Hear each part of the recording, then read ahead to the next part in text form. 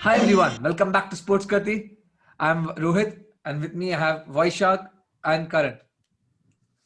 So it's been some time, since we have talked about football. So today we are just going to catch up on what's happening in the football world. And one thing that's recently happened is the draw for the European leagues have been out, the Europa League and the Champions League. There are a few interesting draws to discuss about. So firstly, as a Manchester United fan, I'll just start talking about Europa League. I feel United is the best team there in the Europa League for now. They have got, I would say, a recently good draw also, because they went to go to play Granada, and then they play the winner of Roma and Ajax, which for me is a good competitive semi-final for United. And in the other leg, we have Villarreal coming through. Villarreal is staying one of the strong teams in the other leg, and similarly we have Arsenal still there. And Arsenal, everyone looks over Arsenal, but I feel Arsenal under Arteta, even to have performed poorly in the league, is a very good team for knockout matches. Arteta still can have that one-on-one this thing. So for me, I still think Villarreal would be the team that progress towards the finals. So for me, the finals will be between United and Villarreal. I expect United to win the Europa League. So that's everything. What I'm talking is on papers, and that's my prediction for Europa. Anyways, simpler predictions. I think way bigger teams and bigger competition is there in Champions League. So Vaishakh, off to you. What are your predictions for Champions League? Yeah, so the Champions League draw is out, and it's Bayern facing PSG, two top guns, and Manchester City facing Dortmund, and all the other four teams are on the other side. And Bayern face Manchester City in the semi-finals, so there is no Bayern City final.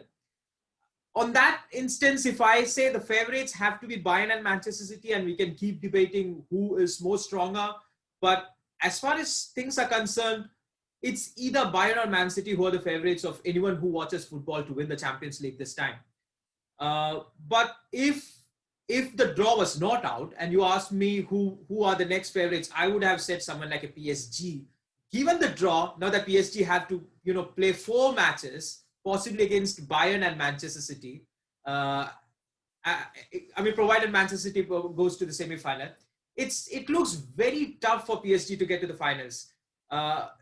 So I won't think PSG are the third favorites. Right now, I would say Chelsea looks to be very strong because they are the strongest side from the other.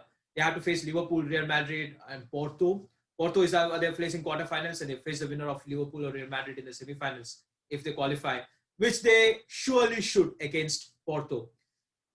So in that scenario, Chelsea have again a chance. They play the final, and in that one-off match, if they beat Bayern or Manchester City, or PSG, whoever coming, they have a chance of, winning the Champions League again after 8 years or 9 years, if I'm right. They won in Munich, which was one of the most memorable days as a Bayern Munich fan. I give it back to Chelsea fan right now, Karan. What do you think? It's more interesting to talk about Chelsea than Bayern and Man City because it's too obvious to talk about Bayern and Man City, and we have talked a lot. What do you think about the change that Thomas Tuchel has brought into the team after becoming the coach? I still remember when the Champions League draws were happening and I told you that Chelsea might get Porto. You were like, that's not going to happen. And see, that's what's happening.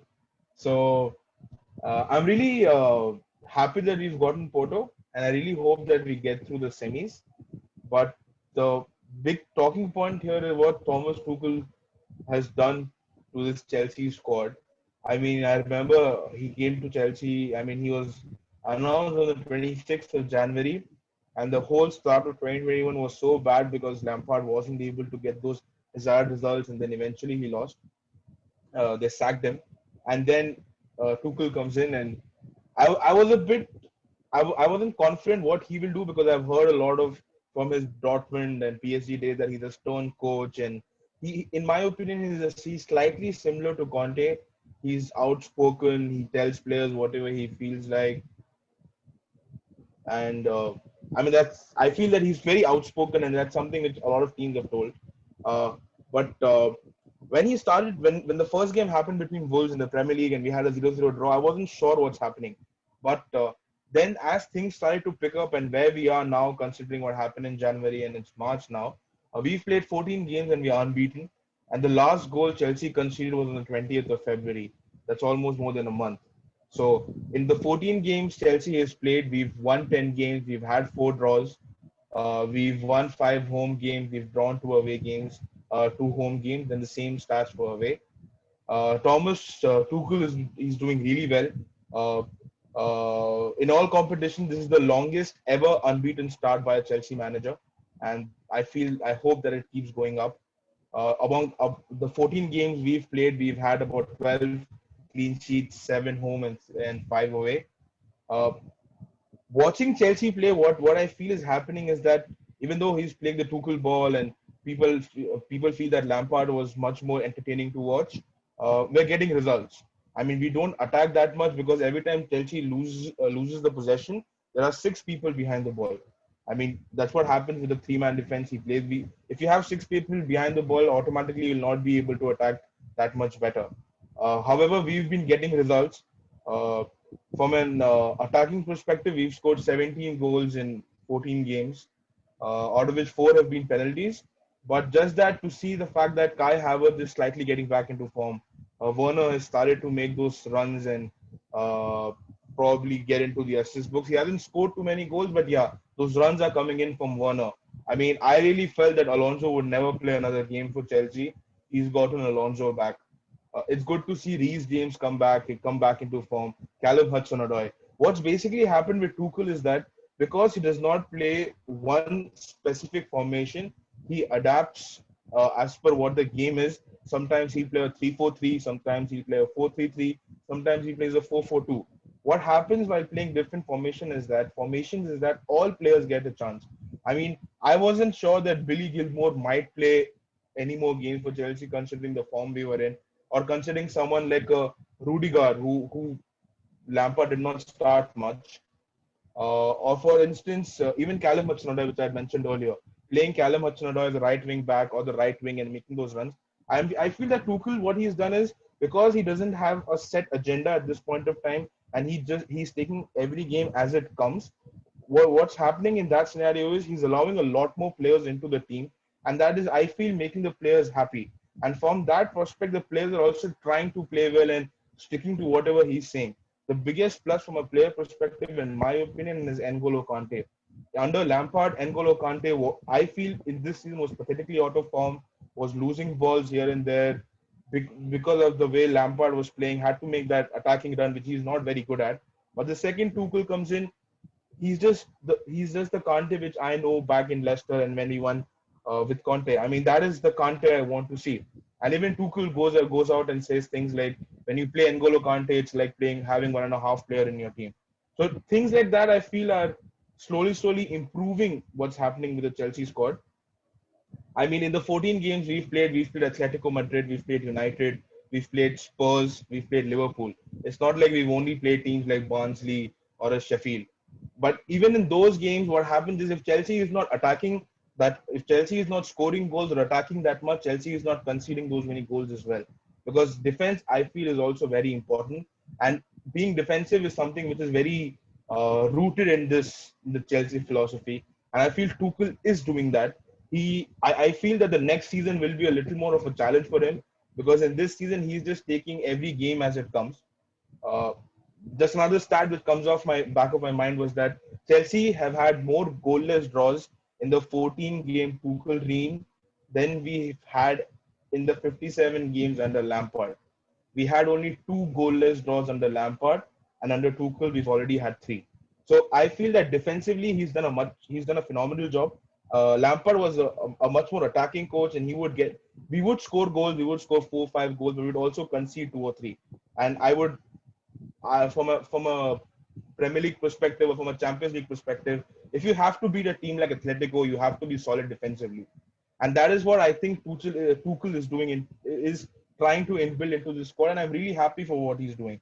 And I really hope that from a Champions League perspective, we're able to get off on a good start by knocking off Porto, and then whoever wins between Liverpool and Madrid and get to the finals. The funny thing is that in 2012, when we had won the Champions League, we had faced a Portuguese side, I think Benfica in the round of 16, and Roberto Di Matteo overtook mid-season. So I hope it's a fairy tale coming, but let's not get too ahead of ourselves. Talking about the attacking perspective, Lampard's not attacking perspective. Talking about point per games, when Lampard was in charge of Chelsea, Lampard's point per game, especially in Premier League, was about 1.55 to 1. When he left, was 1.55, whereas Tuchel at the moment is 2.2. I know it's just 10 games and it's not too much of a data set to work with, but he's making sure that we get those points which are valuable so that we end up in top four so that we can qualify for Champions League next season as well. What It's really impressive to see the resources he's working with.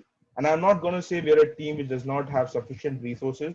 At every position, we have enough players, and that itself becomes a problem. And I think Tuchel is doing really well from that aspect. And I really hope that we do really well. Probably win Champions League or qualify to the next round. In FA Cup, Chelsea is going to play City.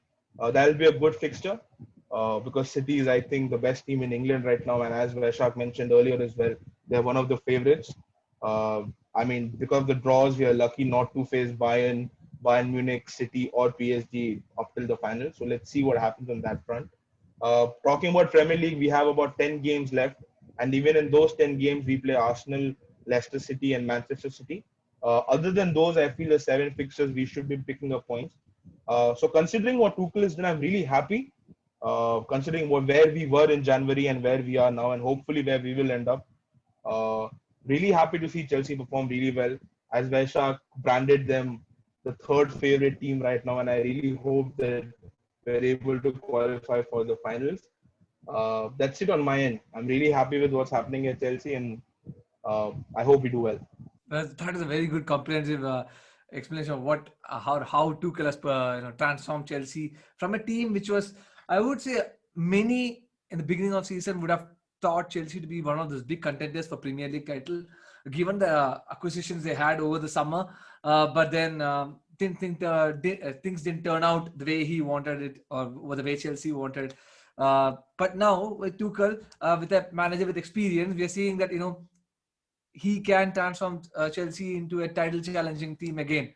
Okay, in this season, it's well past it. There's no way that he can catch up. But finishing fourth is achievement given where they were when he took up the team, and which I think he will comfortably do that. And now, as Vaishakh and you mentioned, from a Champions League draw point of view, they are well placed and they should be making finals, given how it is, given the other teams which are on the side of the draw. I mean, I'm not undermining Liverpool or Real Madrid; they're big teams, but I think on current form, Chelsea should be the team that should be going to the finals. So one thing I'm hoping as a Manchester United fan is that I do not want Manchester City to do a treble. So they are well positioned to do even a quadruple maybe, which has never been done in the English football. So I really hope either Chelsea through the FA Cup or through the Champions League, or even Bayern Munich through the Champions League can stop Manchester City winning, doing a treble. So that's what I'm hoping for as a United fan. Anyways, so that's the podcast for today about the Champions League and Europa League, and more about how Chelsea's chances and how Chelsea has been doing. So thanks to all our viewers, and please, as usual, share your comments and and your opinions on what you think about Champions League draws are, what your opinion, who is going to win the Champions League and Europa League, and also what do you think about what Karan explained about Chelsea's chances are and how you think Tuchel has transformed Chelsea. So that's it from us. Until next time, stay safe and goodbye.